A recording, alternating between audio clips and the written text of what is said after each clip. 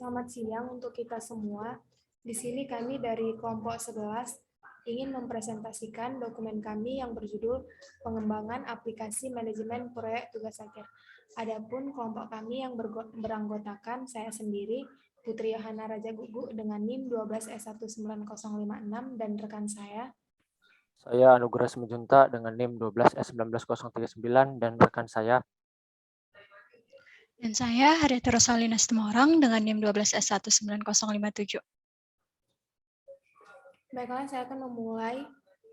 Yang pertama itu, saya akan menjelaskan bisnis case-nya. Next. Pada eksekutif summary-nya, yang pertama itu problem or opportunity. Aplikasi manajemen proyek tugas akhir merupakan aplikasi untuk prodi sarjana sistem informasi yang digunakan di Institut Teknologi Dell. Aplikasi manajemen proyek tugas akhir akan menyediakan seluruh kegiatan yang proses pengerjaan tugas akhir.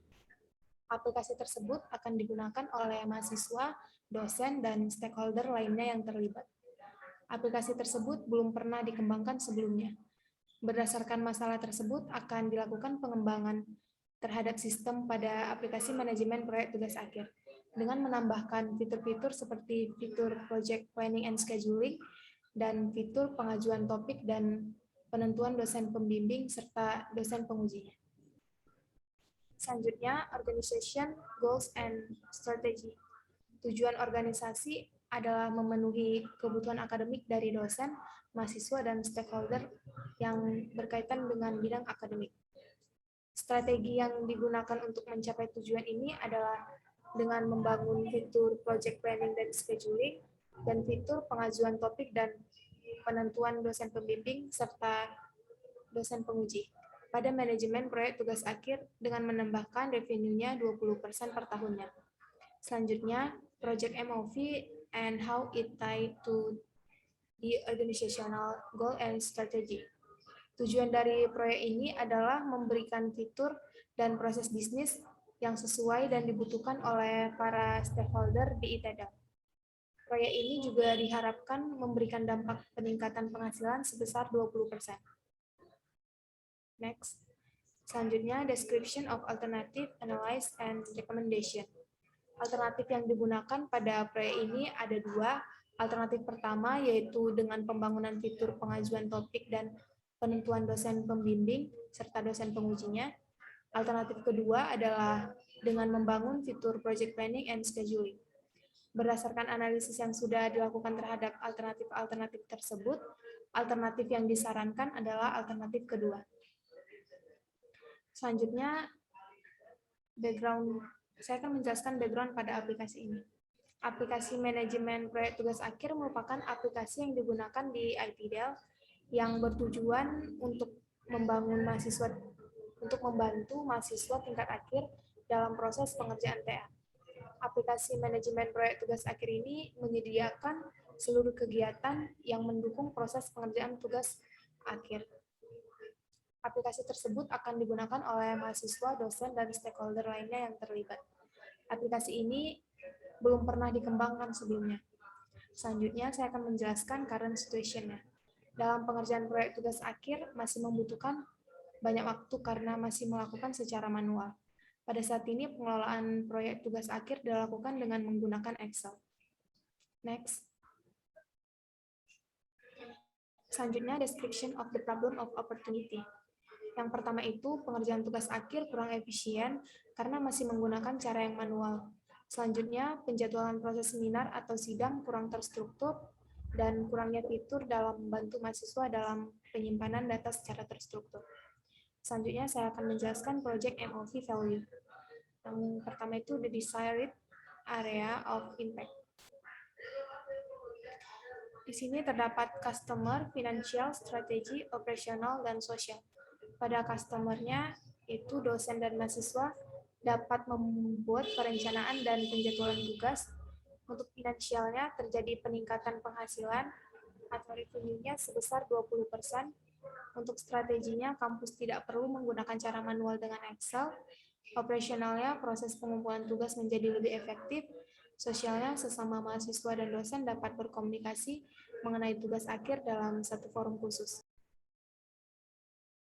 Selanjutnya pada customer lainnya yaitu membantu dosen mengumpulkan data mahasiswa dan data penilaian. Pada finansialnya, cost yang dihasilkan dapat memberikan benefit. Pada strateginya, menambahkan fitur project planning and scheduling feature. Pada operasionalnya, resiko kesalahan dalam proses penjadwalan dan menyelesaikan tugas akhir. Customer selanjutnya yaitu mahasiswa dapat next slide-nya. Customer selanjutnya, mahasiswa dapat menentukan kelompok sendiri dan dapat diubah oleh koordinator TA dan untuk menentukan dosen pembimbing berdasarkan topik TA dan juga menentukan dosen penguji. Selanjutnya pada strateginya menambahkan fitur pengajuan topik dan penentuan dosen pembimbing serta dosen pengujinya. Pada operasionalnya yaitu resiko kesalahan dalam proses pengajuan topik dan penentuan dosen pembimbing serta dosen penguji. Selanjutnya, the desired value of the IT project. Ada beberapa nilai yang diharapkan bisa didapatkan setelah pengimplementasian proyek. Yang pertama adalah proses pengumpulan tugas akhir yang berkaitan dengan akademik perkuliahan dapat berjalan lebih baik dan efisien dari sebelumnya. Yang kedua adalah proses pengerjaan tugas akhir juga dapat berjalan sesuai dengan jadwal yang sudah ditentukan. Yang ketiga adalah biaya yang dikeluarkan pada proyek dapat memberikan keuntungan yang lebih besar pada ITEDAL. Selanjutnya, appropriate metric. Peningkatan penghasilan atau revenue adalah sebesar 20% dalam kurun waktu 3 tahun. Efisiensi dalam proses pengerjaan tugas akhir juga meningkat setidaknya minimal 50% dibandingkan penggunaan Excel. Terjadi penurunan risiko keterlambatan dalam pengumpulan tugas.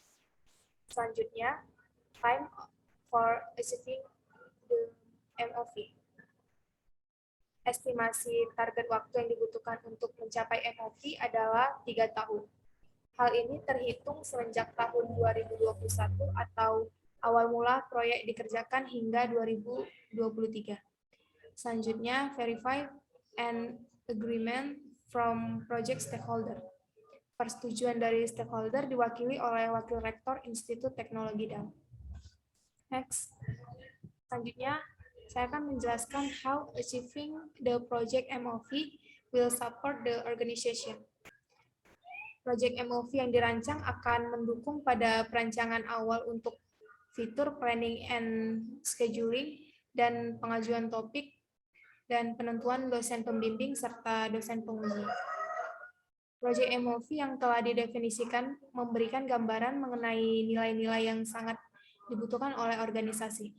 Dengan tercapainya MOV dari proyek ini, maka proses pengerjaan manajemen proyek tugas akhir pada Institut Teknologi DAL akan lebih efisien dan terintegrasi dengan jelas.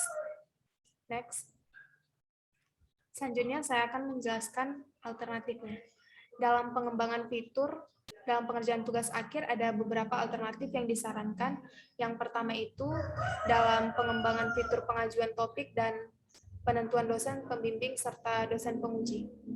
Fitur ini digunakan agar mahasiswa dapat menentukan kelompoknya sendiri dan dapat diubah oleh koordinasi TA dan untuk menentukan dosen pembimbing berdasarkan topik TA dan juga menentukan dosen pengujinya.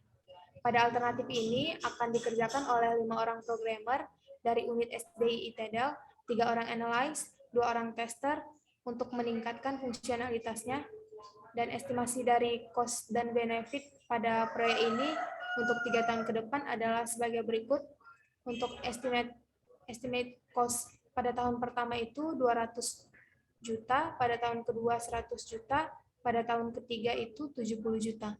Dan estimate benefit pada tahun pertama itu 100 juta, pada tahun kedua itu 100 juta, dan pada tahun ketiga itu 100 juta.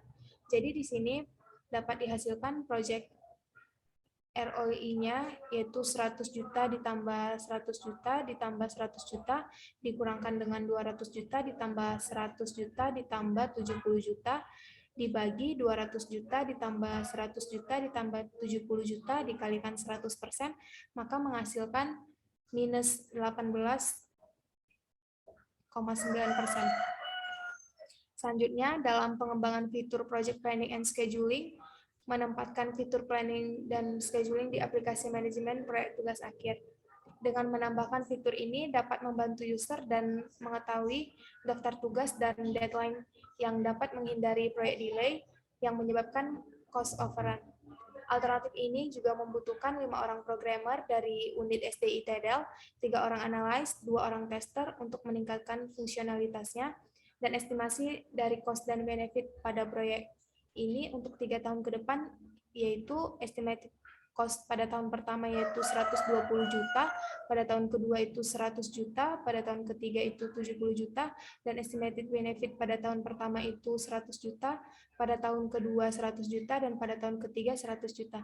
Maka di sini diperoleh project ROI-nya 150 juta ditambah 150 juta ditambah 150 juta dikurangkan 120 juta ditambah 100 juta ditambah 70 juta dibagikan dengan 120 juta ditambah 100 juta ditambah 70 juta dikalikan dengan 100%, maka project ROI-nya 3,44%.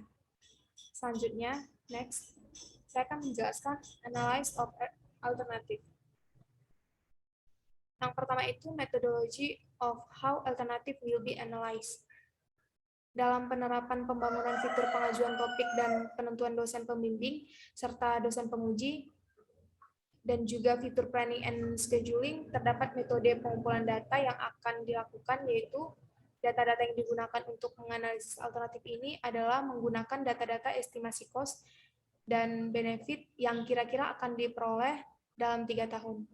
Metrik yang digunakan adalah metrik persentase, karena data keuangan yang diestimasi dan dianalisis nantinya.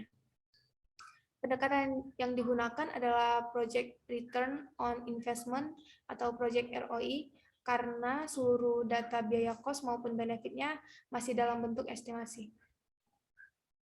Selanjutnya, saya akan menjelaskan presentation of result that compares each alternative. Yang pertama itu feasibility. Poin yang pertama itu pembangunan fitur pengajuan topik dan penentuan dosen pembimbing serta dosen pengujinya. Dana yang dihabiskan yaitu sekitar 370 juta untuk alternatif ini. Alternatif ini membutuhkan 5 orang programmer dari unit SDI TEDEL, 3 orang analis, dan 2 orang tester. Selanjutnya, pembangunan fitur Project Planning and Scheduling. Dana yang dihabiskan yaitu sekitar 290 juta untuk alternatif ini. Alternatif ini juga membutuhkan 5 orang programmer dari unit SDI TEDEL, 3 orang analis, dan 2 orang tester. Selanjutnya pada risk atau resikonya, yang pertama itu pembangunan fitur pengajuan topik dan penentuan dosen pembimbing serta dosen pengujinya.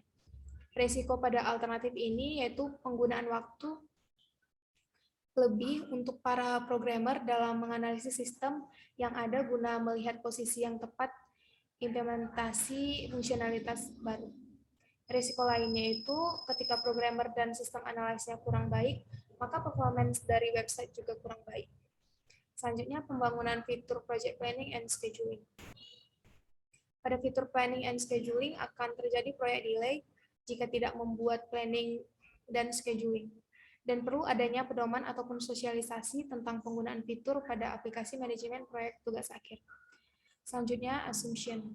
Yang pertama itu pembangunan fitur pengajuan topik dan penentuan dosen pembimbing serta dosen pengujinya. Pengembangan fitur pengerjaan tugas akhir mungkin akan membutuhkan waktu yang paling lama dibandingkan alternatif kedua.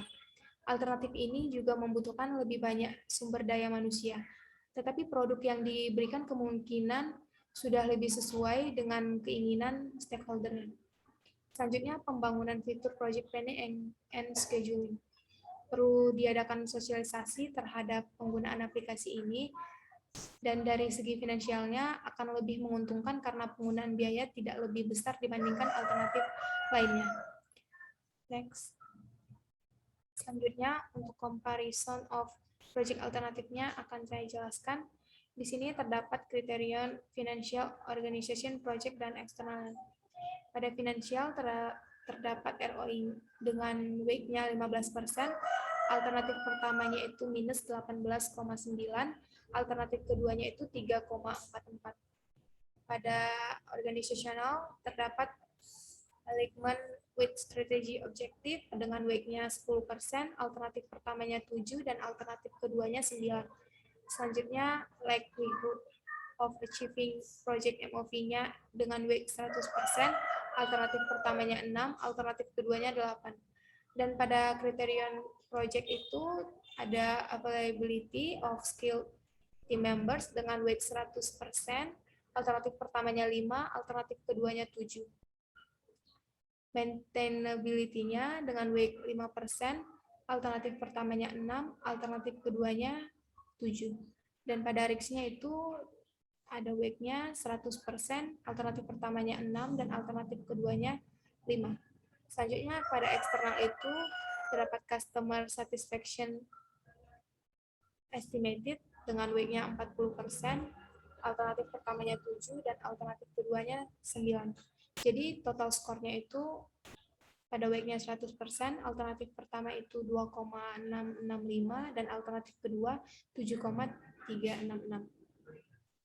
Selanjutnya, proposed recommendation. Berdasarkan data-data yang sudah dianalis, dari kedua alternatif tersebut, alternatif yang direkomendasikan adalah alternatif kedua, yaitu melakukan pembangunan sistem manajemen proyek tugas akhir dengan menambahkan fitur planning and scheduling.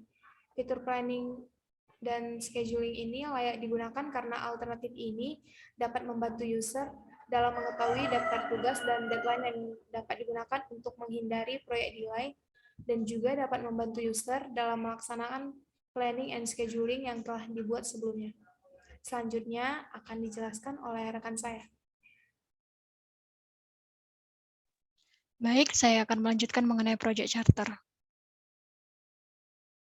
Jadi di sini ada project name or identification. Di sini terdiri dari project name, yaitu pengembangan proyek tugas akhir. Kemudian project manajernya itu adalah Anugrah Simanjuntak dengan nomor telepon atau emailnya sudah tertera. Kemudian project stakeholder-nya di sini terdiri dari Haryati Situmorang sebagai project owner, kemudian Putri Raja Gugus sebagai programmer, ada Samuel Storus sebagai analis dan Gilbert sebagai tester. Kemudian project description-nya itu yaitu untuk mengembangkan aplikasi manajemen proyek tugas akhir, kemudian menambahkan fitur project planning dan scheduling. Kemudian ada MOV-nya itu, yaitu aplikasi tersebut akan digunakan oleh mahasiswa, dosen, dan stakeholder lainnya yang terlibat. Aplikasi tersebut belum pernah dikembangkan sebelumnya. Berdasarkan masalah tersebut, akan dilakukan pengembangan terhadap sistem pada aplikasi manajemen proyek tugas akhir. Dengan menambahkan fitur-fitur seperti fitur project planning dan scheduling yang dibutuhkan pada aplikasi sehingga dapat mempermudah user dalam menggunakan aplikasinya, seperti membuat perencanaan dan penjadwalan tugas, sehingga tidak khawatir lagi dengan daftar tugas dan deadline-nya. Kemudian, project scope di sini ada dua. Yang pertama itu adalah project ini berlaku di lingkungan kampus ITDEL, kemudian project ini digunakan untuk sistem akademik yang terjadi di Institut Teknologi DEL. Kemudian project schedule summary-nya itu, yang pertama itu adalah dimulai pada tanggal 30 Agustus 2021 dan berakhir itu pada 12 Januari 2022. Kemudian yang ketiga itu adalah time of project phase and milestone. Kemudian yang keempat itu adalah project review and review dates. Kemudian ada project budgetnya. Di sini perkiraan dana yang dibutuhkan itu adalah sebesar 290 juta. Kemudian quality issues-nya itu yang pertama itu adalah mempermudah user dalam menggunakan aplikasinya seperti membuat perencanaan dan penjadwalan tugas. Yang kedua itu adalah menambahkan nilai guna aplikasi manajemen proyek tugas akhir. Kemudian ada resource require-nya. Di sini terdiri dari people, teknologi, facility, resource to be required. Jadi untuk people itu ada mahasiswa, dosen, staff ITDEL, dan tim proyek. Kemudian untuk teknologi itu, yang pertama itu adalah bahasa pemrograman PHP, HTML, framework CSS, dan JavaScript maupun SQL Yoke. Kemudian web server yang digunakan adalah Apache. Kemudian sistem operasinya ini bisa berupa Linux, Windows, ataupun iOS. Kemudian browsernya itu dapat berupa Chrome, Mozilla, maupun Internet Explorer. Nah, untuk facility-nya itu, yang pertama itu adalah ruangan khusus untuk pengerjaan proyek. Yang kedua itu adalah akses internet yang memadai. Yang ketiga itu adalah layanan printer. Yang keempat adalah perangkat komputer. Kemudian, resource to be require-nya. Jadi, resource yang akan disediakan adalah ruangan khusus untuk pengembangan proyek. Ruangan ini akan disediakan oleh ITDL, dan ruangan ini akan disediakan pada tanggal 30 Agustus 2021. Kemudian assumption and risk-nya itu. Jadi untuk project asumsinya itu adalah yang pertama itu adalah proyek ini untuk memenuhi keinginan dari stakeholder kampus ITDL. Kemudian kegunaan dari aplikasi manajemen proyek tingkat akhir nantinya untuk mempermudah proses perkuliahan di kampus ITDL. Kemudian untuk resikonya itu adalah yang pertama, proyek dapat mengalami kegagalan apabila tidak ditangani oleh programmer yang handal. Kemudian keamanan data pada aplikasi manajemen proyek tingkat akhir belum dapat dijamin. Kemudian di sini ada project administration-nya. Di sini tuh ada communication plan. Jadi yang pertama itu adalah produk untuk pembangunan fitur manajemen proyek tugas akhir dengan targetnya itu adalah tim developer dan sistem analis. Nah, lokasinya ini adalah ruangan khusus, frekuensinya itu adalah mingguan, dan penanggung jawab di sini itu adalah programmer. Kemudian untuk produk dokumentasi proyek, di sini targetnya adalah tim dokumentasi, kemudian lokasinya ruangan khusus dan kampus ITDL, frekuensinya ini adalah harian, penanggung jawabnya adalah sistem analis. Kemudian yang ketiga itu adalah laporan hasil rapat mingguan. Di sini targetnya itu adalah project manager, tim developer, dan sistem analis. Kemudian lokasinya itu ada ruangan khusus yang frekuensinya itu adalah mingguan, dan penanggung jawabnya adalah project manager. Kemudian laporan pengujian terhadap fitur manajemen proyek tugas akhir dengan target tester dan lokasinya itu adalah ruangan khusus ataupun kampus ITDL. Frekuensinya ini adalah bulanan yang dimana penanggung jawabnya di sini adalah sistem analis.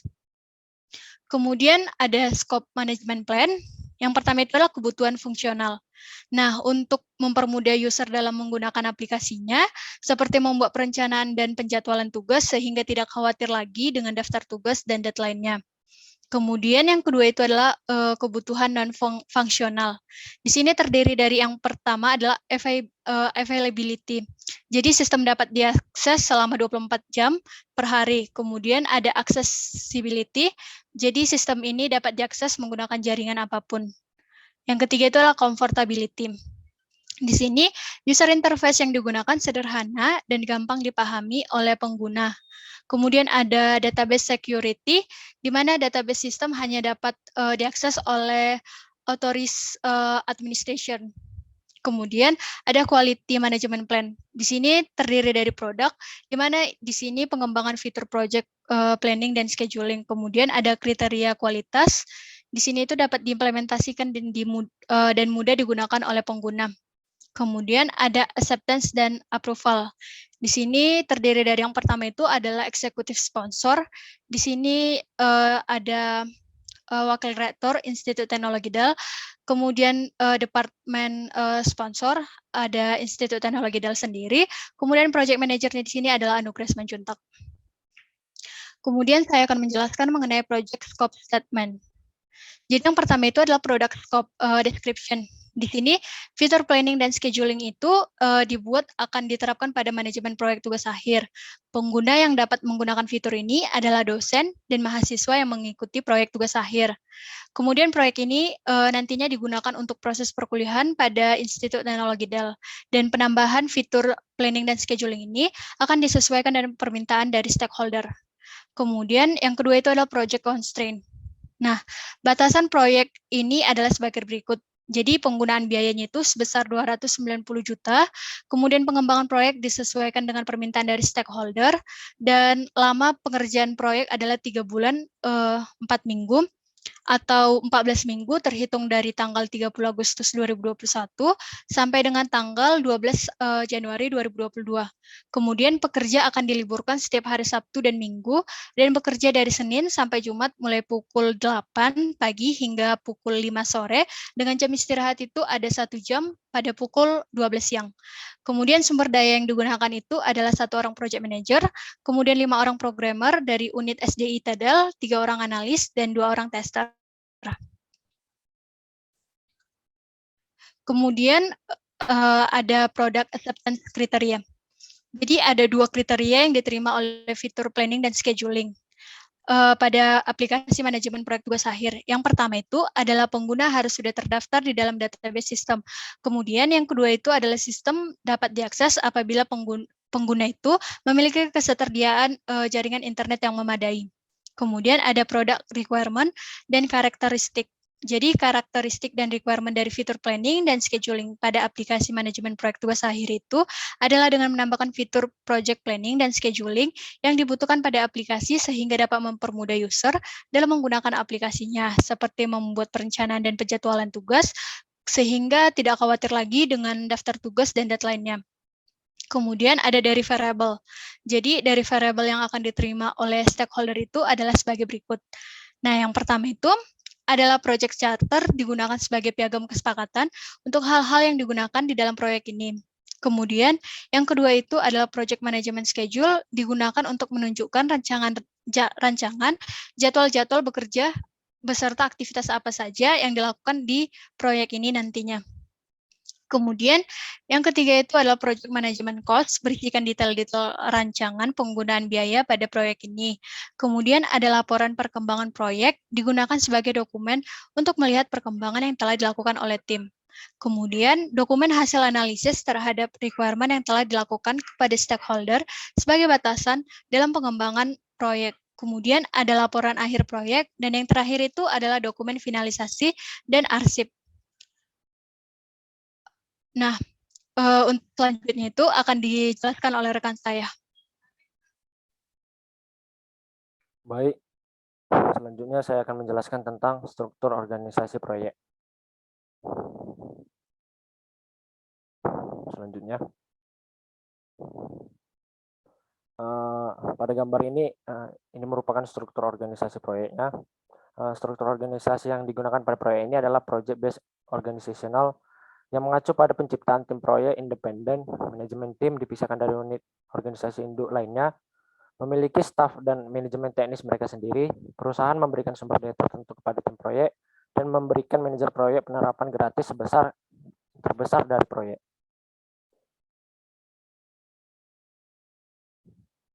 Kelebihan dari project based organizational structure. Yang pertama, manajer proyek bertanggung jawab penuh atas proyek ini. Salah-satunya tugas anggota proyek adalah menyelesaikan proyek, dan mereka hanya melapor kepada manajer proyek, menghindari kepemimpinan ganda. Yang kedua, keputusan tim proyek dikembangkan dalam proyek, waktu reaksi singkat. Yang ketiga, dalam proyek ini anggota bekerja dengan kekuatan yang kuat, kohesi yang tinggi, beserta berbagi tujuan bersama dari proyek tersebut, dan individu memiliki tanggung jawab yang jelas. Kekurangan dari project based organizational structure, yang pertama, ketika sebuah perusahaan memiliki beberapa proyek, masing-masing proyek memiliki tim tersendiri, yang akan menyebabkan duplikasi usaha dan hilangnya ekonomi terukur.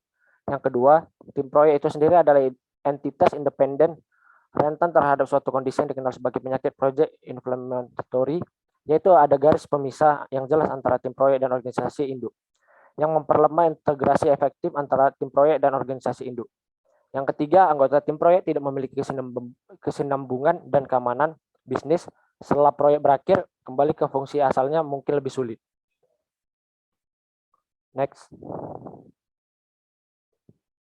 Selanjutnya saya akan menjelaskan Work Breakdown Structure atau WBS.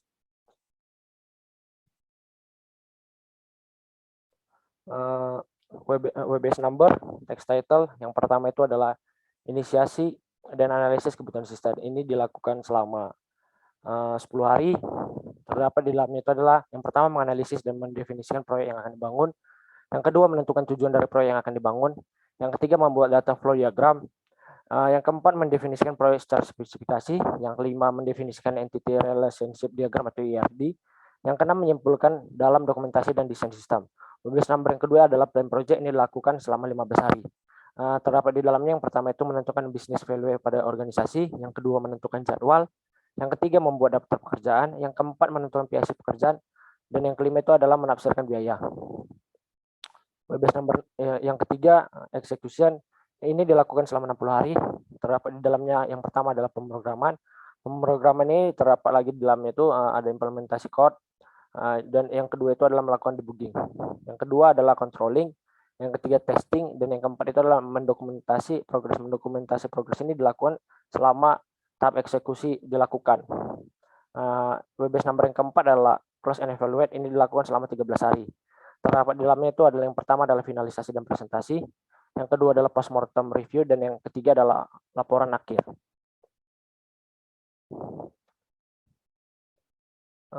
Selanjutnya perform resource leveling. Dalam pelaksanaan proyek, seluruh pekerja melakukan tugas pada jam kerja dari jam 8 hingga jam 5 sore dengan jumlah istirahat 1 jam, sehingga total jam kerja per hari adalah 8 jam per hari. Pekerja juga melaksanakan tugas pada hari Senin sampai Jumat. Pekerja diliburkan pada hari Sabtu dan Minggu. Berikut ini adalah zoom out dari network untuk proyek ini. Kotak berwarna merah adalah critical path yang ditemukan dengan menggunakan aplikasi Project Libre. Gambar dapat dilihat pada layar berikut ini. Selanjutnya akan dijelaskan oleh rekan saya.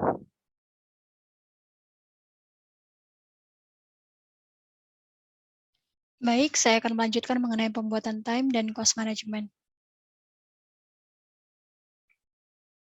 Jadi di sini kita lihat time manajemennya. Di sini kami menggunakan Project Libre sebagai tools kami dalam mengembangkan WBS kami. Jadi di sini software project-nya itu berdurasi sekitar 98 hari, dimulai pada tanggal 30 Agustus dan berakhir pada tanggal 12 Januari 2022. Kemudian tahap yang pertama itu adalah inisialisasi dan analisis kebutuhan sistem. Di sini durasi yang kami butuhkan itu sekitar 10 hari, terhitung pada tanggal 30 Agustus 2021 hingga 10 September 2021. Nah, di sini tahap yang pertama itu terdiri dari, yang pertama itu adalah menganalisis dan mendefinisikan proyek yang akan dibangun. Durasinya itu sekitar 2 hari, dimulai pada tanggal 30 Agustus 2021 dan berakhir pada tanggal 31 Agustus 2021. Kemudian yang kedua itu adalah menentukan tujuan dari proyek yang akan dibangun. Di sini membutuhkan waktu sekitar 1 hari, terhitung pada tanggal 1 September. Kemudian yang ketiga itu adalah membuat data flow diagram atau DFD. Di sini waktu yang dibutuhkan itu adalah 2 hari, dimulai pada tanggal 2 September dan berakhir pada tanggal 3 September 2021. Kemudian yang keempat itu adalah mendefinisikan proyek secara spesifikasi. Di sini waktu yang dibutuhkan itu adalah 1 hari, dimulai pada tanggal 6 September dan berakhir juga pada 6 September tapi pukul 5 sore. Kemudian yang kelima itu adalah membuat ERD atau Entity Relationship Diagram. Di sini waktu yang dibutuhkan itu adalah 2 hari, dimulai pada tanggal 7 September 2021 dan berakhir pada 8 September 2021. Kemudian menyimpulkan dalam dokumentasi dan desain sistem. Di sini waktu yang dihabiskan itu adalah 2 hari, terhitung pada tanggal 9 September 2021 dan berakhir pada tanggal 10 September 2021. Nah, resource yang digunakan untuk tahap pertama ini adalah project manager dan analis. Di sini yaitu project manajernya itu adalah Nugres Manjuntak dan analisnya itu adalah Samuel Storus. Kemudian tahap yang kedua itu adalah plan project. Di sini durasi yang dibutuhkan itu adalah 15 hari, terhitung pada tanggal 13 September 2021 dan berakhir pada tanggal 1 bulan 10 2021. Kemudian plan project ini terdiri dari yang pertama adalah menentukan business value pada organisasi. Di sini dibutuhkan waktu sekitar 3 hari, dimulai pada tanggal 13 September 2021 dan berakhir pada tanggal 15 September 2021. Kemudian yang kedua itu adalah menentukan jadwal. Di sini waktu yang dibutuhkannya itu adalah 3 hari, dimulai pada tanggal 16 September 2021 dan berakhir pada tanggal 20 20 September 2021. Kemudian yang ketiga itu adalah membuat daftar pekerjaan, membutuhkan waktu 3 hari juga, dimulai pada tanggal 21 September 2021 dan berakhir pada tanggal 23 September 2021. Kemudian yang keempat itu adalah menentukan PIC pekerjaan. Di sini juga membutuhkan waktu 3 hari, dihitung dari tanggal 24 September 2021 dan berakhir pada tanggal 28 September 2021. Kemudian yang terakhir ini adalah menafsirkan biaya. Jadi untuk menafsirkan biaya ini durasi yang dibutuhkan itu adalah 3 hari, terhitung dari tanggal 29 September 2021 dan berakhir pada tanggal 1 Oktober 2021. Nah, untuk plan project itu sendiri akan dilakukan oleh project manager, yaitu Anugrah Simanjuntak. Kemudian tahap yang ketiga itu adalah eksekusi. Jadi di dalam eksekusi itu terdiri dari yang pertama itu adalah pemrograman. Untuk pemrograman ini waktu yang dibutuhkan itu adalah 48 hari, di mana untuk pemrograman ini ada implementasi code. Jadi untuk implementasi code ini durasinya itu adalah 40 hari. Kemudian melakukan debugging. Untuk melakukan debugging ini durasi yang dibutuhkan itu adalah 8 hari. Dihitung pada tanggal 29 November 2021 hingga 8 Desember 2021. Kemudian yang kedua itu adalah controlling. Di sini dibutuhkan waktu 10 hari, dihitung dari tanggal 9 Desember 2021 hingga tanggal 22 Desember 2021. Kemudian ada testing, di sini membutuhkan waktu 2 hari, dihitung daripada tanggal 23 Desember 2021 dan berakhir pada tanggal 24 Desember 2021. Kemudian untuk mendokumentasikan progres ini, durasi yang dibutuhkan itu adalah 60 hari. Dihitung pada tanggal 4 Oktober 2021 dan berakhir pada tanggal 24 Desember 2021. Nah, untuk eksekusinya ini, yang berperan itu adalah Putri Raja Gugu dan Gilbert. Kemudian ada tahap yang terakhir itu adalah close and evaluate. Jadi untuk durasi yang dibutuhkan ini adalah sekitar 13 hari, dihitung pada tanggal 27 Desember 2021 dan berakhir pada tanggal 12 Januari 2022. Kemudian close dan evaluate-nya ini terdiri dari yang pertama itu adalah finalisasi dan presentasi. Nah, untuk ini dibutuhkan durasi sekitar 7 hari, dihitung pada tanggal 27 Desember 2021 dan berakhir pada tanggal 4 Januari 2022. Kemudian yang kedua itu adalah postmortem review. Di sini yang waktu yang dibutuhkan itu adalah 3 hari, dihitung pada tanggal 5 Januari 2022 dan berakhir pada tanggal 7 Januari 2022. Yang terakhir itu adalah laporan akhir. Di sini durasi yang dibutuhkan itu adalah 3 hari, dihitung pada tanggal 10 Januari 2022 dan berakhir pada tanggal 12 Januari 2022. Dan untuk close dan evaluasinya ini, stakeholder yang berperan itu adalah project manager sendiri, yaitu Anugrah Simanjuntak.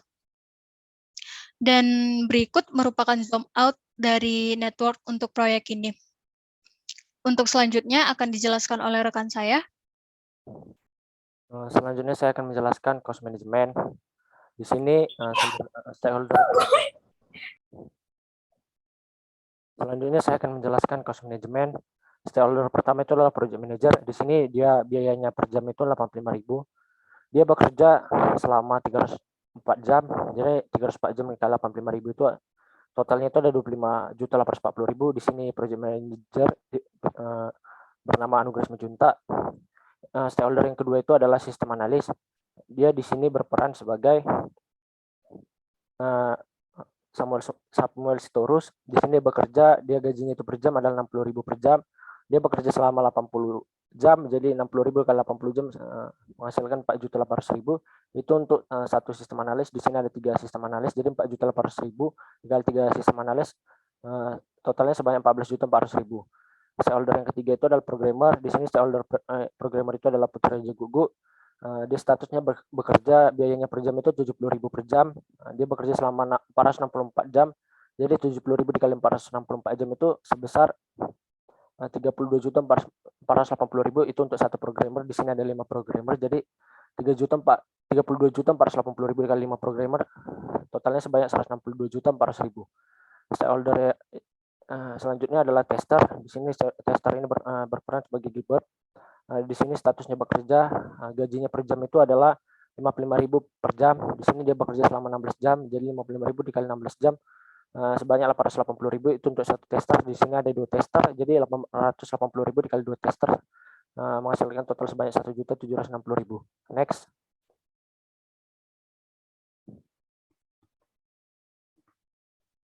Di sini adalah gambar gaji stakeholder, gajinya itu per jam masing-masing. Dapat dilihat pada layar berikut ini. Pada pembangunan aplikasi ini sebagai project manager dan merekrut 3 anggota lain, yaitu sistem analis Samuel Sitorus, programmer Putri Jagugu, sistem testing itu adalah Gilbert. Next. Proyek ini akan dilaksanakan selama 14 minggu atau sekitar 4 bulan, di mana hari Minggu adalah hari istirahat, dan di dalam satu harinya waktu kerja yang ditetapkan adalah 8 jam. Per jamnya seorang project manager akan digaji sebanyak 85.000 per jam, sehingga setiap bulannya project manager akan diberikan gaji hingga 6.460.000 untuk setiap bulannya. Untuk sistem analis akan digaji per jamnya sebanyak 60.000 per jam, sehingga akan diberikan gaji hingga 14.400.000 untuk 3 sistem analis pada bulan pertama. Untuk programmer akan digaji per jamnya sebanyak 70.000 per jam, sehingga akan diberikan gaji hingga 81.200.000 untuk 5 programmer pada bulan kedua dan ketiga. Dan untuk tester akan digaji per jamnya sebanyak 55.000 per jam, sehingga akan diberikan gaji hingga 1.760.000 untuk 2 tester pada bulan keempat. Sebelum proyek ini dimulai, akan dilakukan planning selama 15 hari dengan anggaran sebesar 10 juta. Pada bulan pertama akan dilakukan analisis yang dilakukan oleh sistem analis. Bulan kedua dan ketiga akan dilakukan implementasi atau coding yang dilakukan oleh programmer, dan bulan keempat akan dilakukan testing yang dilakukan oleh tester. Kemudian di bulan terakhir adalah deployment, yaitu untuk penyerahan sistem kepada klien yang membutuhkan biaya 8 juta. Untuk pembuatan anggaran proyek, biasanya perusahaan menyediakan biaya reserve sebanyak 20% dari total anggaran setiap bulannya. Selanjutnya ini adalah gambar cost baseline-nya dari deskripsi yang tadi. Di sini saya akan menjelaskan project manager itu per bulannya 6.460.000, jadi ada 4 bulan, jadi 4 dikali 6.460.000, sehingga totalnya 25.840.000. Planningnya tadi bulan pertama itu 10 juta, totalnya 10 juta. Sistem analis dia bulan pertama itu 14.400 untuk 3 sistem analis, totalnya itu adalah 14.400.000. Programmer di bulan kedua dan bulan ketiga itu untuk 5 programmer, karena dia dilakukan dalam 2 bulan, jadi 81.200.000 dikali 2, totalnya sebanyak 162.400.000. Baru tester itu untuk 2 tester pada bulan keempat dengan gaji 1.760.000, jadi total 1.760.000. Deployment 8 juta pada bulan keempat, total 8 juta. Jadi reserve-nya itu adalah jumlah bulan pertama dikali 20%, sehingga menghasilkan reserve-nya itu bulan pertama itu adalah 6.172.000, bulan kedua 17.532.000, bulan ketiga 17.532.000, dan bulan keempat adalah 3.244.000. Jadi totalnya reserve itu adalah 44.480.000, sehingga total keseluruhannya itu adalah 266.880.000. Next. Communication management. Manajemen komunikasi dalam proyek pembuatan aplikasi. Manajemen proyek tugas akhir dikelola oleh proyek manager. Manajemen komunikasi pada proyek ini dapat dilihat pada tabel berikut. Stakeholder pertama itu adalah project manager, dokumen name, status report, dokumen formal, hard copy, soft copy, and meeting, kontak person, anugerah mencinta, dunia first of month. Stakeholder yang kedua adalah sistem analis, dokumen name, monthly, status report, dokumen format, meeting, kontak person, Samuel Sitorus, dunia 9 September 2021. Stakeholder yang ketiga adalah programmer, dokumen name, software implementation plan, dokumen format, meeting, kontak person, Putra Jagugu, dunia 8 Desember 2021. Stakeholder yang terakhir itu adalah tester, dokumen name, status report, dokumen format, email and meeting, kontak person Gilbert, dunia 24 Desember 2021. Selanjutnya risk management plan. Next, identify and analyze risks. Risks yang pertama itu adalah terjadi penggunaan biaya yang tidak sesuai perkiraan atau estimasi. Di sini probability-nya 3, impact-nya 7, jadi kita kalikan yang mendapatkan skor 21. Risk strategisnya acceptance, risk solutions-nya estimasi dilakukan dengan melakukan pertimbangan dan riset lebih lanjut dari penggunaan biaya-biaya dari resource yang digunakan. Risk yang kedua, waktu pekerjaan tidak sesuai dengan perkiraan. Probability 2, impact 5, jadi kita kalikan skornya itu 10. Risk strategisnya acceptance, Risk solutions-nya estimasi dilakukan dengan melakukan pertimbangan dan riset lebih lanjut dari pelaksanaan pekerjaan atau tugas ke bagian yang paling kecil. Risk yang ketiga, penyelewengan informasi di internal untuk proyek. Probability 3, MP 8. Jadi kita kalikan skornya itu 24. Risk strategis, avoidance, risk solutions. Untuk mengatasi risiko ini, pekerja yang direkod adalah orang-orang yang terpercaya dan data disimpan dengan keamanan yang tinggi dan tetap dalam keadaan stabil. Selanjutnya, risk yang keempat adalah pekerja yang ingin membatalkan kontrak saat proyek masih berlangsung. Probability-nya 3, impact-nya 6, jadi kita kalikan skornya itu 18. Risk strategisnya avoidance, risk solutions-nya untuk mengatasi risiko ini, pekerja diberi sanksi atau denda jika melakukan pengunduran diri atau pembatalan kontrak. Risk yang kelima, muncul konflik antara pekerja. Probability-nya 3, impact 4, jadi skornya itu 12. Risk strategisnya sharing, solusinya untuk mengatasi munculnya risiko ini dilakukan sosialisasi antar pekerja. Risk yang keenam, munculnya kebutuhan sumber daya selain yang diestimasikan. Probability 2, impact 7, jadi skornya itu kita kalikan jadi 14. Risk strategisnya mitigate, solusinya untuk mengatasi risiko dilakukan penyediaan dana, cadangan atau dana lain-lain untuk setiap bulannya. Risk yang ketujuh, terjadi kerusakan pada bagian server. Probability-nya 2, impact-nya 8, kita kalikan mendapatkan skor 16. Risk strategisnya avoidance, risk solution-nya data-data serta kode yang digunakan pada pembangunan manajemen proyek tugas akhir dicadangkan pada drive yang aman. Next. Risk yang ke-8, terjadi penyerangan keamanan data atau kebocoran data. Probability 3, impact 8, kita kalikan skornya 24. Risk strategisnya avoidance, risk solution-nya firewall yang digunakan dalam kualitas yang baik dan developer yang direkod dapat menghindari terjadinya risiko melalui pembuatan enkripsi yang tepat di implementasi kode. Risk yang ke-9, jaringan WiFi bermasalah. Probability 2, impact 5, jadi kita kalikan dapatkan skor 10. Risk strategis, transfer and avoidance, risk solution-nya kontak person terhadap pihak penyedia layanan WiFi disimpan oleh project manager dan project manager mengetahui tahapan komplain. Jika jaringan internet dibutuhkan secepatnya, maka biaya cadangan dapat digunakan untuk membeli paket dan paket data mobile. Next. Risk yang ke-10 adalah terjadi kerusakan parah pada hardware atau software. Probability-nya 2, impact-nya 6, jadi kita kalikan mendapatkan skor 12. Risk strategisnya transfer dan avoidance, kontak person-nya, risk solution-nya kontak person terhadap pihak perusahaan produksi hardware atau software disimpan oleh project manager. Project manager mengetahui tahapan komplain. Jika reparasi diperlukan, maka biaya cadangan dapat digunakan. Risk yang ke-11, resource yang tersedia berlebih. Probability 3, impact 3, jadi skornya kita kalikan mendapatkan 9. Risk strategisnya acceptance, risk solution-nya estimasi resource yang akan digunakan ditinjau lebih lanjut melalui analisis tugas dari bagian terkecil. Risk yang ke-12, acceptance terhadap deliverable bermasalah. Probability-nya 2, impact-nya 7, jadi kita kalikan mendapatkan skor 14. Risk strategisnya avoidance, risk solution-nya tersedia pihak yang sudah ditetapkan untuk mewakili ketika pihak yang seharusnya memberikan persetujuan tidak dapat memberikan persetujuan sesuai dengan waktu yang ditetapkan.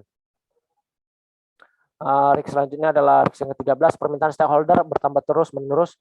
Probability 2, impact 7, kita kalikan mendapatkan skor 14. Risk strategis avoidance, risk solution dilakukan requirement analysis pada stakeholder yang terlibat, khususnya stakeholder yang menggunakan website manajemen proyek tugas akhir oleh stakeholder.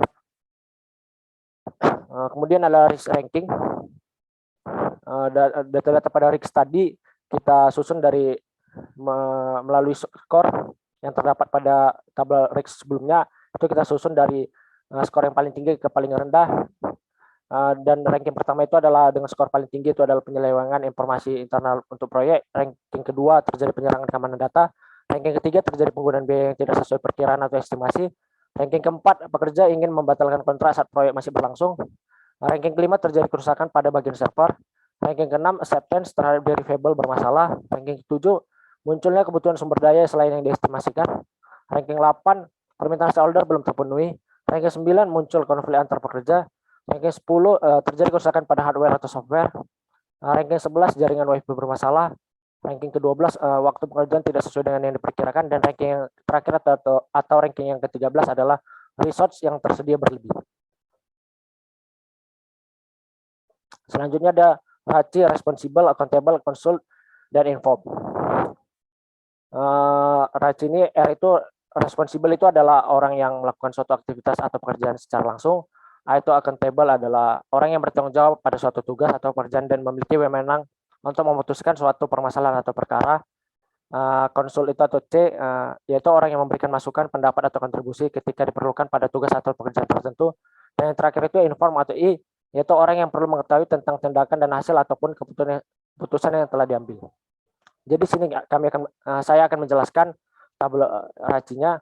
Proses pertama itu adalah inisiasi dan analisis kebutuhan sistem. Di sini project manager berperan sebagai accountable atau orang yang bertanggung jawab terhadap inisiasi dan analisis.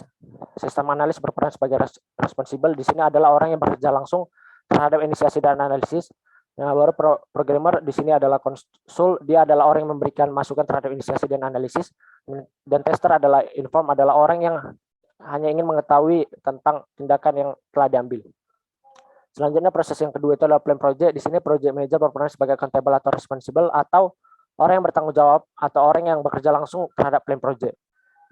Baru kemudian sistem analis di sini berperan sebagai konsul atau orang yang memberikan masukan terhadap plan project. Kemudian programmer dan tester berperan sebagai inform atau orang yang hanya ingin mengetahui tentang tindakan yang telah diambil. Proses yang ketiga adalah programming. Di sini project manager berperan sebagai konsul atau orang yang memberikan masukan terhadap programming. Kemudian sistem analis berperan sebagai konsul atau inform atau orang yang memberikan masukan atau orang yang ingin mengetahui tindakan yang telah diambil. Baru kemudian programmer di sini berperan sebagai responsible atau accountable atau orang yang bertanggung jawab terhadap programming atau orang yang bekerja langsung terhadap programming. Kemudian di sini tester berperan sebagai inform atau orang yang hanya ingin mengetahui keputusan yang telah diambil. Kemudian proses yang keempat adalah controlling. Di sini project manager berperan sebagai accountable atau orang yang bertanggung jawab terhadap controlling. Kemudian sistem analis, programmer, dan tester berperan sebagai inform atau orang yang hanya ingin mengetahui tindakan atau keputusan yang telah diambil. Proses selanjutnya adalah testing. Di sini project manager berperan sebagai konsul atau orang yang memberikan masukan terhadap testing. Sistem analis berperan sebagai inform atau orang yang hanya ingin mengetahui tindakan atau keputusan yang telah diambil. Programmer berperan sebagai konsul atau orang yang hanya memberikan masukan terhadap testing. Tester berperan sebagai responsible atau accountable atau orang yang bekerja langsung terhadap testing atau orang yang bertanggung jawab terhadap testing. Proses selanjutnya adalah maintenance. Di sini project manager berperan sebagai accountable atau orang yang bertanggung jawab terhadap maintenance. Sistem analis berperan sebagai inform atau orang yang hanya ingin tahu keputusan apa yang telah diambil. Programmer berperan sebagai responsible atau orang yang bekerja langsung terhadap maintenance. Di sini tester berperan sebagai konsul atau orang yang memberikan masukan terhadap maintenance. Selanjutnya, proses selanjutnya adalah evaluate project. Di sini project manager berperan sebagai accountable atau orang yang bertanggung jawab terhadap evaluate project. Di sini sistem analis berperan sebagai responsible atau orang yang bekerja secara langsung terhadap evaluate project. Di sini programmer dan tester berperan sebagai inform atau orang yang hanya ingin mengetahui tindakan atau keputusan yang telah diambil. Proses yang terakhir adalah close project. Di sini project manager berperan sebagai accountable atau orang yang bertanggung jawab terhadap close project. Kemudian sistem analis berperan sebagai konsul atau orang yang hanya memberikan masukan terhadap close project. Kemudian programmer dan tester hanya berperan sebagai inform atau orang yang hanya ingin mengetahui keputusan atau tindakan yang telah diambil. Demikianlah hasil presentasi dari kelompok kami. Jika ada kesalahan kata atau tutur kata mohon dimaafkan. Sekian dan terima kasih.